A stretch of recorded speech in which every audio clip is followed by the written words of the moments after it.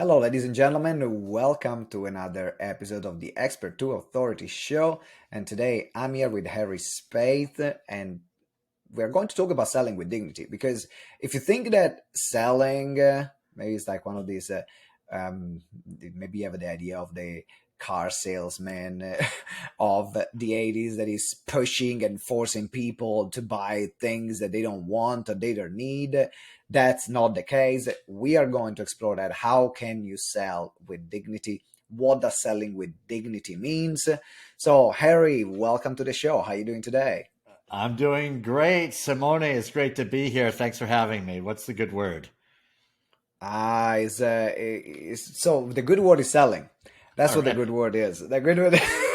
That's the good word. We are talking about selling, and Beautiful. I'm curious. Before we go into the whole, how do we sell with dignity? What was your journey into selling with dignity? How did you get passionate about it? Yeah, thanks for asking. So before I got into sales, I was in another type of sales, so to speak. I was a missionary for over 10 years. And so when my wife and I were living in the Dominican Republic, uh, she thought that it'd be great to have a family before we were too old to have a family. So I agreed. And then I thought, well, what could I do for work? And to support the mission work, I had a little janitorial business. I cleaned offices, I painted houses. And I said, I don't want to go back and do that because I don't want to be an old guy climbing ladders. So talked to a few people. Some suggested sales that I might look into that. So I read a book called The Greatest Salesman in the World by Og Mandino. And Hmm. it really touched on the sacred scrolls, which I was very familiar with. And so I started looking to get a job in sales, and the rest is history, even though there's about a million steps in between. What was your first job in sale? Very first one. So I actually was. There was this thing called a newspaper. Probably when you were a young lad, but there was an ad in the newspaper for making $50,000 a year, which was way more than I'd ever made. And this is back in the mid '90s, and so I ended up going to a hotel conference room and walked away with a job, so to speak. But I had to pay $300, and they hired anyone who had $300. so, It's so one of I, those. It's like you yeah, are paying to sell our products and become one of exactly. our sales rep. Yes, I exactly. see that. So I lasted a few months, and I was, I learned a little bit about insurance, but it was not what I wanted. I mean, it was not me. I was going to people's homes at night. Sometimes the wife was interested and the husband wasn't. It's just like, this is not what I figured that sales would be. So I ended up moving over to selling office technology in the B2B space. And that's where I found my home. And again, it wasn't an easy transition because my background was I was a missionary that did janitorial work. Not exactly a great resume for a sales job. How did you adjust? So, all right. So you're getting into. So my first day on the job, I walked into what was known as a sales bullpen. So if anyone's seen the movies like Boiler Room or The Wolf of Yeah, Wall Street, where you yeah. have a bunch of guys in ties making calls, and the manager's walking around the room, making sure everyone's making calls and is there to help out if he's needed. Well, that's what I was doing. And talk about a fish out of water. So my analogy is a missionary in a sales bullpen. It does not get more extreme than that, And then right? If you can imagine. So I had it. So I used to swear when I was in high school. I used to play hockey, Mhm. swore. And then I got into the mission work, and I didn't, a bad word was fudge. I mean, there was nothing, Yeah. very clean. Then I got into the sales bullpen. And I'm like, oh man, this is like the locker room again. And yeah, so there was all kinds of adjustments going on. And I was clearly a square peg in a round hole or something. But yeah. Miraculously, it worked I, out. I was curious because so I started my business at 22, my first business, and Wow. 23, sorry. Yep. And when I started, one of the things that I didn't know, or I knew not, I didn't know how to do well, was selling. Hmm. I could sell in restaurants. My background was in the catering industry. So Okay. in restaurant where clients were there were fine. Like I could sell, I could get them to buy a bottle of wine and so on. But actually getting clients and talking to people that maybe didn't know me, it was completely like a new skill for me.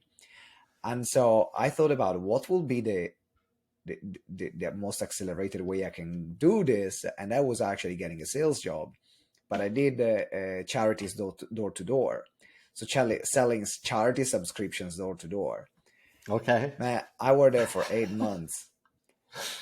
I was like, in the winter with the snow, knocking doors until 10 p.m. with all the names that people are calling you, and you're just there. It's like, I gotta pay my rent, and I Yeah. want to sell some charities. But it's tough. But at the same time, if it gave me was a big part of my growth and made my character in learning about rejection. So the Yeah. question that I have Absolutely. for you question I have for you: what were the biggest lessons that you learned uh, in in your sales career? Let's Yeah. go a bit I mean, broader, not there's just in the first sales job. so many huge lessons.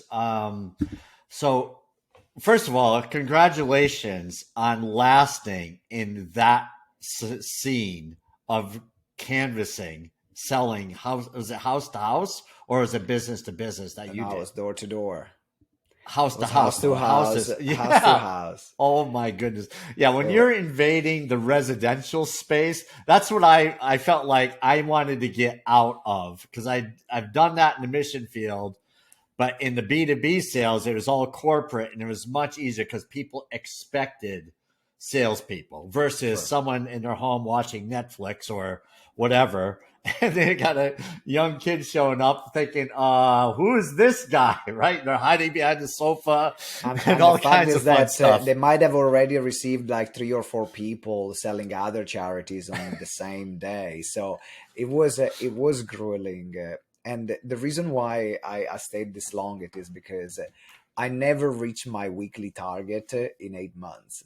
Yeah. It was like I was always close. And then I said the moment I reach the first time I'm gonna reach my weekly target, I'm gonna go away. It was just a matter of pride. I reached my weekly target once. I was like, I'm out. I'm out. Goodbye. See ya. I've learned what I needed to learn. Oh my But it's not goodness. about me. I mean, you just Yeah, led me but down the memory lane. Back to yeah, but you. you put You are the in guest, not me. all right, Okay. right. But I love the story, right? As a sales guy, I just love, and I know there's so much potential in that story. I'm gonna have to get you on the Sales Made Easy podcast to hear it. But All right, let's do yeah, that. But yeah. let me ask you, what were your biggest lessons? Yeah, so my biggest lessons I think that helped me get to the my success the fastest was really coming from a place of serving. So I didn't have, I mean, I was in my mid 30s. I didn't have any real business acumen. So this is all new to me. I was selling technology. I was learning like crazy, but I wasn't skilled yet. And I didn't have a ton of knowledge. So I said, you know what? I know how to serve people. I'll just serve and we'll see where that takes me because it was months and months of zeros that were going up on the board for me. And in a sales bullpen, zeros are not good, right? Zeros are very bad.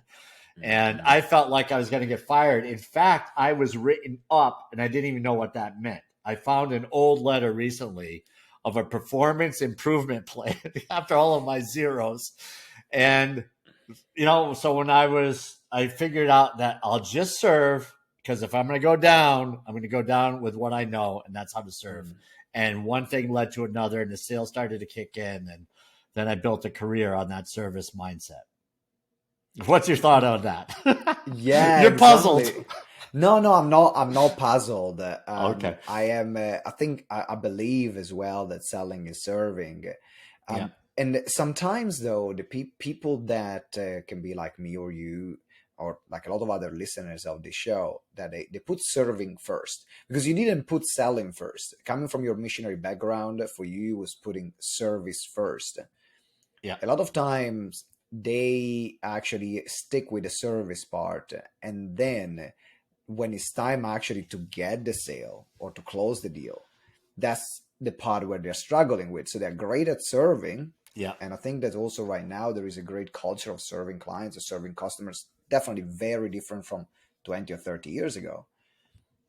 But so how did you then manage to bridge that gap? Because on the Yeah. serving, but also getting the business. Okay, so such a great question, and it's so true with what you said. So my first real deal in the office technology space, I was selling these color printers that cost around $50,000 US. So the company was testing it out, and then I was serving, doing everything I could to make sure they're happy. I was sharing what I knew, sharing different things, by bringing in donuts and coffee, whatever. They had to ask me to get a contract in front of them, because I didn't, it's just, I would have kept doing that. I'd probably still be doing it 25 years later. It's like, you guys like this thing yet? They asked me, they said, Harry, so what do we have to do to keep this thing? And so I went, let me figure that out. So that's when I called my sales manager, and he says, well, you need to get a contract and all this. So it all worked out. But what you said is, people who have a mindset of serving like I did, we have to learn to ask for the business. And I was uncomfortable with that, but I made sure that I got comfortable with it. In order to last in sales, in order to grow, you have to get comfortable with asking for the business. And, coming from the mission field, there's this ancient book that's thousands of years old. And one of the chief guys in that book said, keep on asking and you'll receive. So in sales, we need to ask. We need to ask for the business. We need to ask for next steps. Throughout the sales cycle, there's a period of asks that we need to make. And if we do it politely and respectfully in a mindset of service, that's okay. So that's what helped me, and that's what I share with others. How did you get comfortable? Was that a matter of time? Because you said that you need to become comfortable, but how did you get comfortable? Was it a matter of just like time? And I said, the more you do it, the more comfortable you get? Or did you find maybe certain phrases or certain ways of doing or being that help you out or speed up the process for you to be comfortable? Right. Yeah. It's the great question. And and I'm really sincere when I say this, because sometimes great questions mean I just want to pause and get my thoughts together. But, that question about, is it comfortability? Is it time? Does it take practice? I'd say that sometimes we get so nervous about asking for the order that we put too much pressure on ourselves. And if we look at it like you said, you were in the restaurant industry. If we look at it in like the fine dining, it's like, can I get you an appetizer? Would you like to look at the specials tonight? Right? Those are very natural. No one's saying, would you like to look at our check right now? Right? No, they would start with that. So it becomes natural. And then, things that help me is to use it in common terms. Instead of saying things like contract, I would use things like, so do you want to wrap this up? Or do you want to make this your own? Or are we ready to go ahead with the process now or something? Just make it very simple and casual so that the client doesn't, when they hear contract, it's like, oh no, what does that mean? Is it like 17 pages of T's and C's that I'm going to have to look at with an attorney? It's just like, hey, we ready to wrap this up? We ready to make this official? Things like that made it. And that's where I got very comfortable with those terms, because I'm an easygoing, fun-loving person. And, keeping it less than super serious is what I want to do. I'm talking about personality, because you mentioned that you're fun-loving and you're a funny person and you want to keep things lighthearted. Did you find that there was a period of adjustment for you to actually to putting your personality in the sales structure? Because what I see, this is why I'm asking this question. Yeah. And it's been a personal experience. I work with a lot of clients, and what I see is sometimes you step into what we call like the sales mode. So Yeah. you're talking to someone and you're one person, and then it's time to sell. It's like boom, switch. It's like Right. who is that person I'm talking to right now? Where? Was it natural for you, or did it take like or how, or if not, how did you manage to be yourself in those moments where instead of turning on Well, the sales mode? yeah. The challenge, like you mentioned, is that period where people say, okay, I can be myself, but then I've got to go into sales mode, and it's like two different people. And I Yeah. love how you just expressed that. So really the key is to be yourself. And I was told this early on when I was putting all kinds of pressure on myself. Again, zeros on the board, there's lots of pressure, and I became less and less myself. The fun-loving Harry was nowhere to be found. It was nervous. I'm going to get fired. This is difficult. I'm going to have to go back to cleaning toilets. That Harry was everywhere, right? Just wearing stress.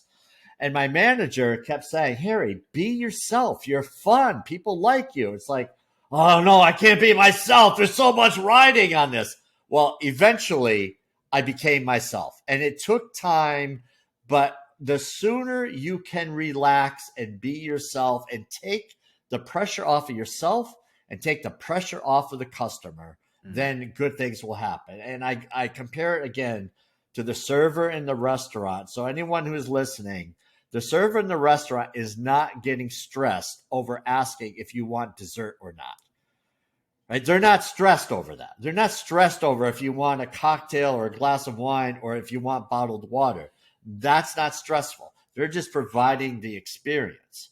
So if we can get to that point where we can just provide our experience, our service, and then politely just ask for the order and take all the pressure off, that if they say no, it's not the end of the world. Nobody's dying. You say to my sales team, no babies are dying when you ask the question, right? It's very easy and natural, and that's why I do what I do.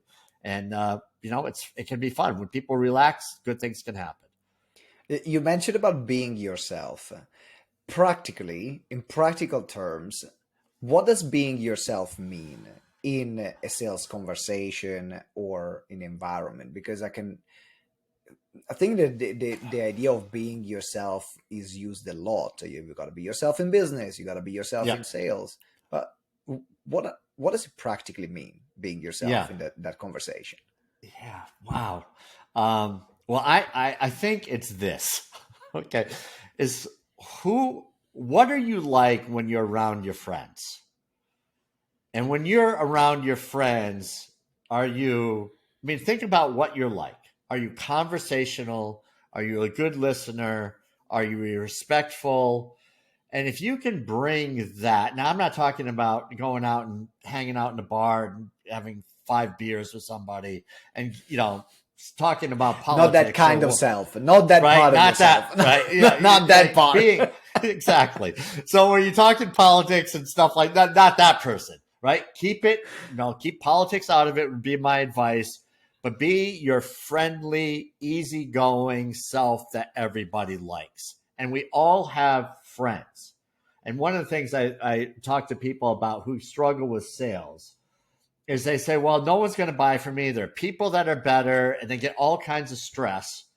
And the question I ask is, do you have any friends? And they're like, yeah. I said, what do your friends like about you? And then they'll say what they like, right? Well, I'm easygoing, or I'm there for them. People who are strangers now will become your friends.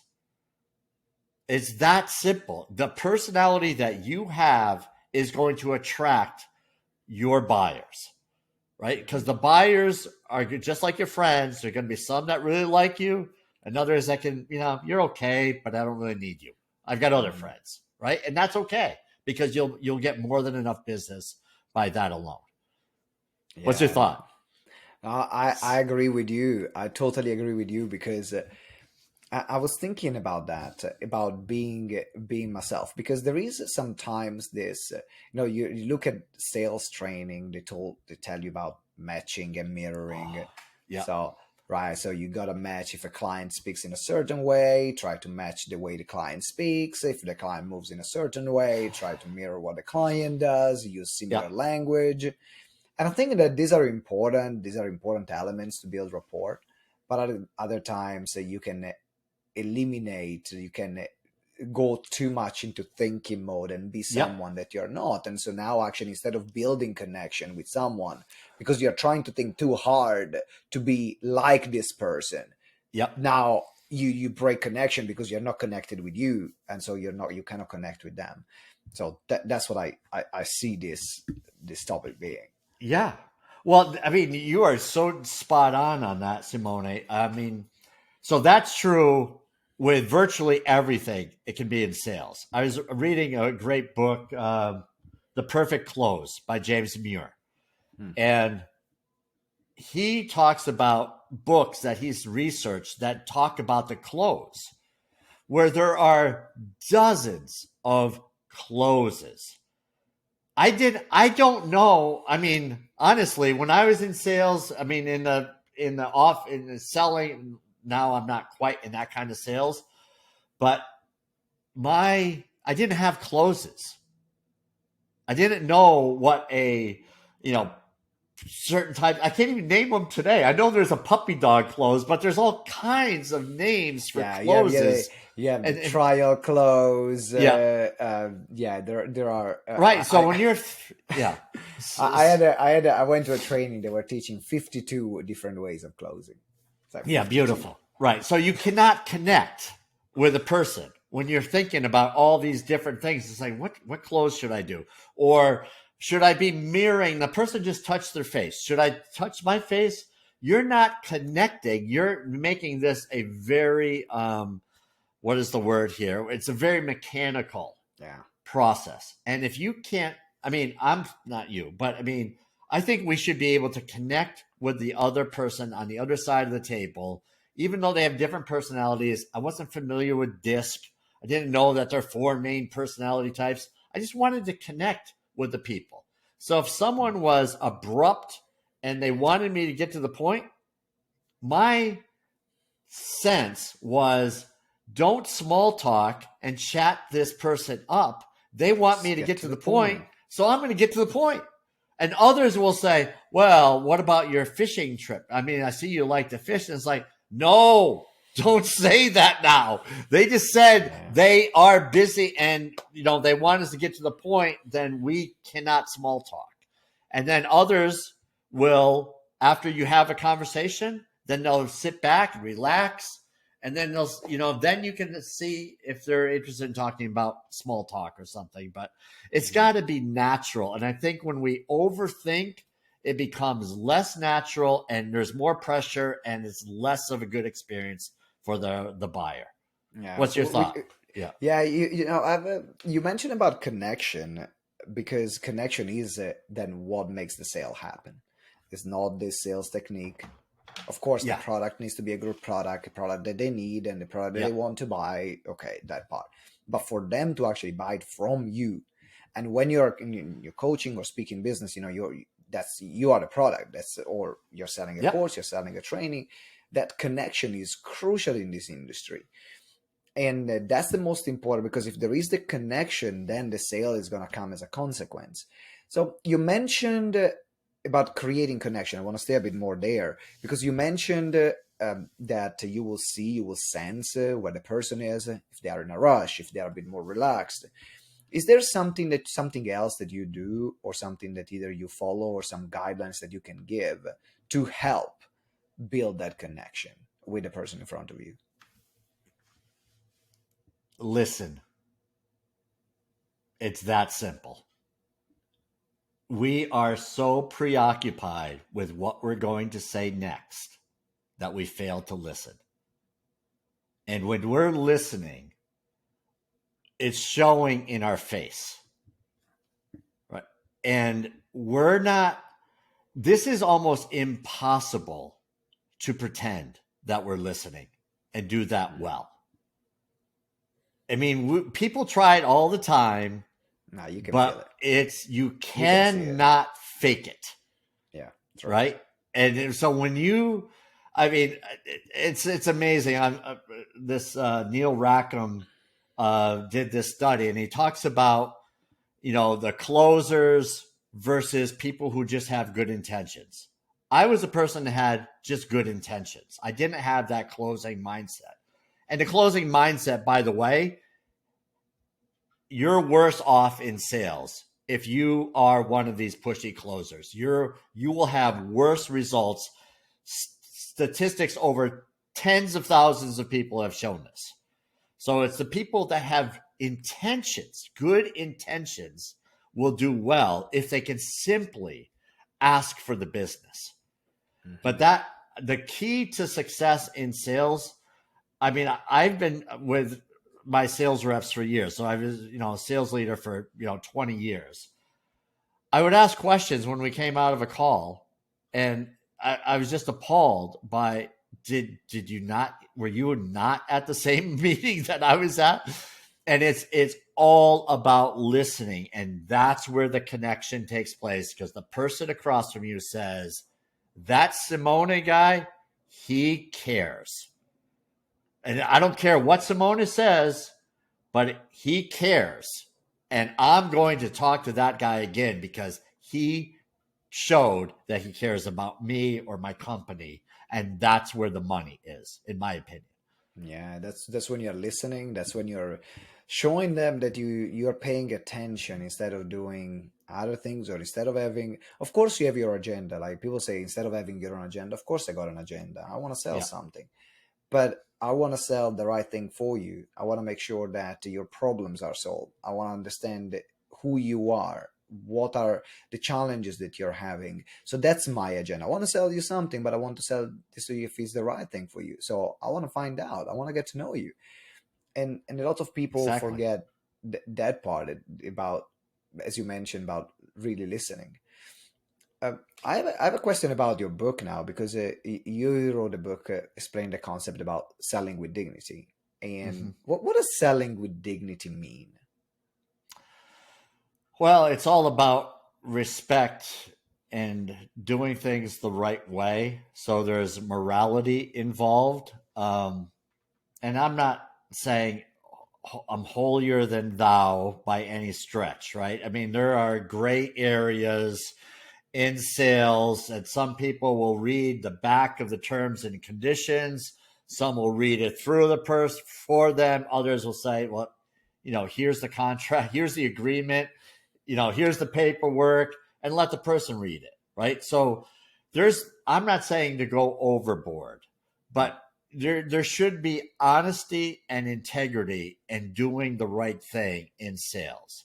It's not taking advantage of people. I mean, Anthony Iannarino, I believe, is the one that at least he's quoted as saying, sales is not what you do to somebody, it's what you do for somebody. Hmm. So that you're, like you mentioned, yes, we have an agenda. We would like to sell our product or services, but we're doing that so your life is better, Yeah. right? And so that having respect and dignity and integrity and honor for the craft of selling, for the person across from you, and for yourself, so that you're not compromising and doing things just to get the deal and misleading a prospect so that you can walk away with a signed agreement. Yeah. You can see a lot of people like over promising, under delivering. But Yeah. like if you're looking at the coaching and speaking space, in some people have a bad reputation, or Yep. the industry got a bad reputation about people preying on vulnerable people, of people that are in need, with the promises of life transformation, and sometimes is if the integrity of saying, you know what, I'm not able to help you, but I know someone else that might be able to. Or the integrity of saying, you know what, I can't do this for you, but I can do this instead for you. Yep. That is what is going to also build a stronger relationship, and in your terms, then it's gonna help you sell with dignity, which Absolutely. it becomes the backbone of every other whatever sales strategy you will use, or whatever conversation, whatever connection you're building. Then at least people can trust you, and then you build a great reputation for yourself, for your company, for your products, for your services. So I love what you mentioned about the moral compass that you have. Well, Harry, I'm sorry.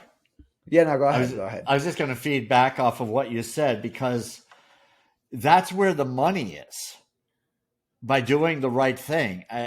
I can think of a client years ago that asked if I had some answer to their problem, and I'm like, nah, not really, not in that area.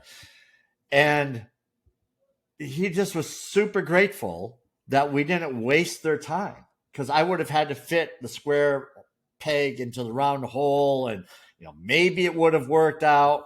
But the best thing was for them to go with the competition.